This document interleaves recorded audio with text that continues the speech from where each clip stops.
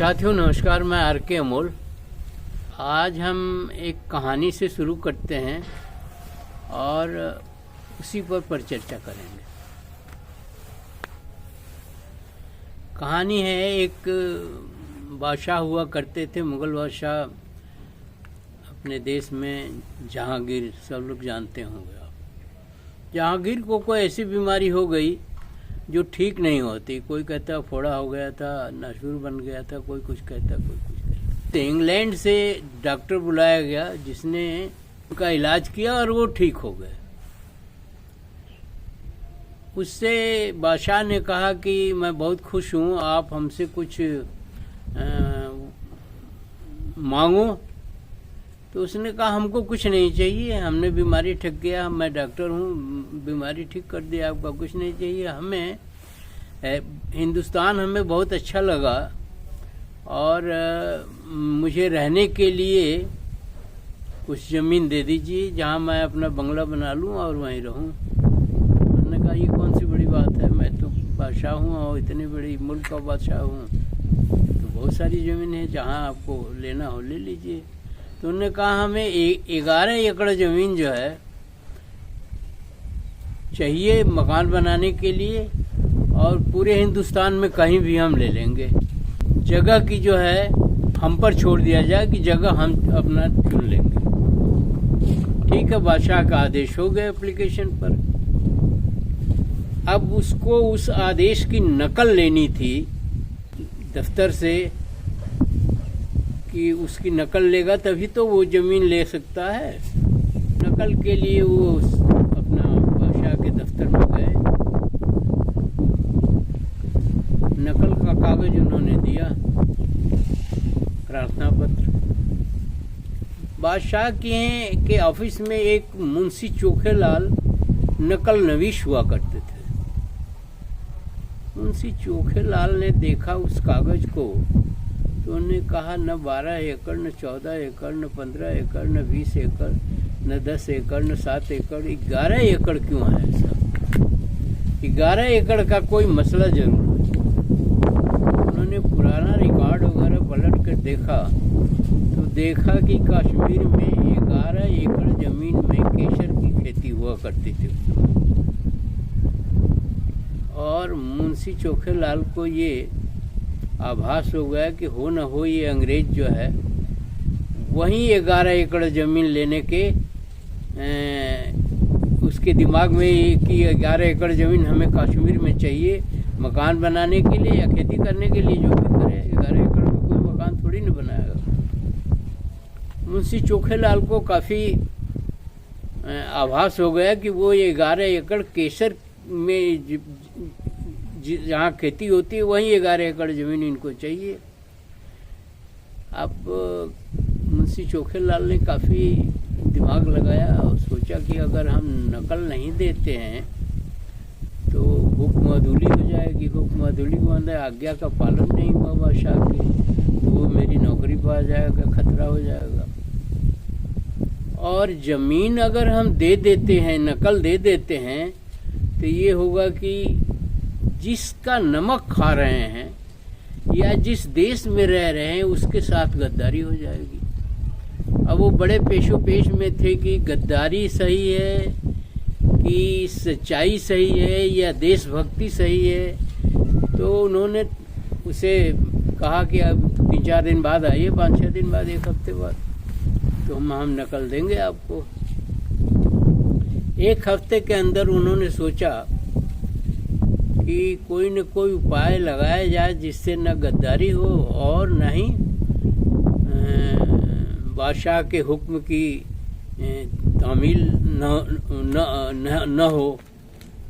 तो उन्होंने ड्राफ्ट जो था जिसमें वो लिखा था कि नकल का जो ड्राफ्ट था उसमें उसने नकल में बढ़ा दिया 11 एकड़ के आगे अलावा काश्त जाफरान। 11 एकड़ का आदेश तो दिया गया, नकल दी गई, लेकिन उसमें आधी लाइन उसने बढ़ा दिया, चौथाई लाइन कि अलावा काश्त जाफरान। जाफरान जहाँ केसर की पैदावार होती है उसके अलावा 11 एकड़ जमीन कहीं भी ले लें। परंतु ये बादशाह के आदेश में ऐसा नहीं था। ये मुंशी चोखेलाल ने देश प्रेम में या अपने देश की भक्ति में उन्होंने इसको बढ़ा दिया और सोचा जो होगा देखा जाएगा। अंततः वो अंग्रेज जो है उस नकल को लेकर के, वो उसका मकसद तो था वही जाफरान की खेती वाली जमीन लेना, इसलिए वो फिर बादशाह के पास पहुंच गया और बोला ये नकल में तो गड़बड़ है, ये तो आपके आदेश में नहीं था।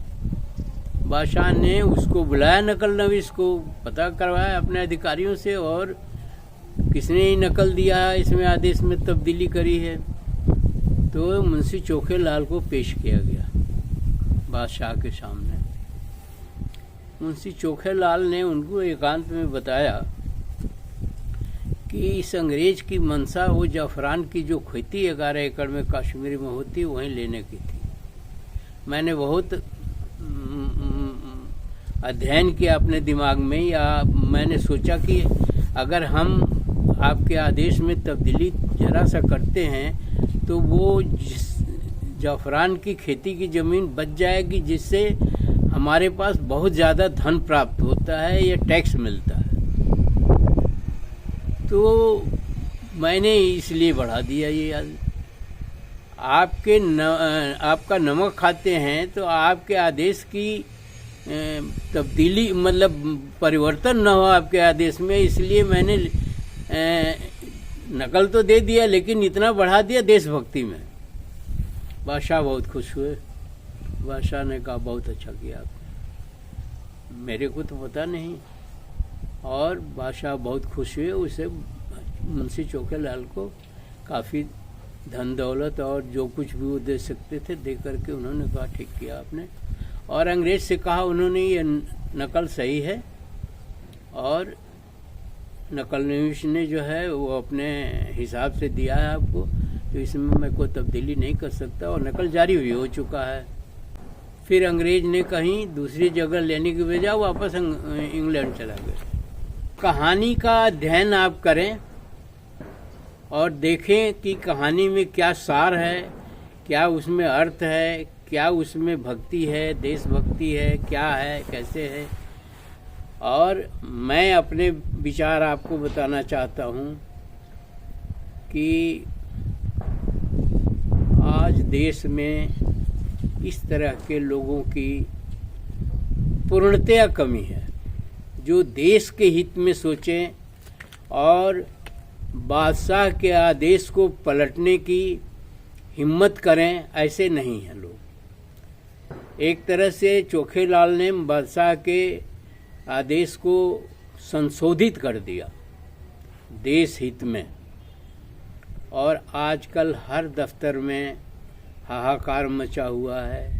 हर मिनिस्ट्री में, पूरे देश में रिश्वतखोरी का बोलबाला है और रिश्वत देने पर कुछ भी हो सकता है। आज आप संसद में भी उसकी गूंज सुनते हैं और बाहर भी आपका सामना पड़ता है। आप देखते हैं कि किस तरह से देश को ताखे पर रख दिया जाता है, देश के समस्याओं को ताखे पर रख दिया जाता है, या देशभक्ति को ताखे पर रख करके अपने हिसाब से काम किया जाता है, और रिश्वत जिसकी वजह से रिश्वतखोरी जो है चरम पर है।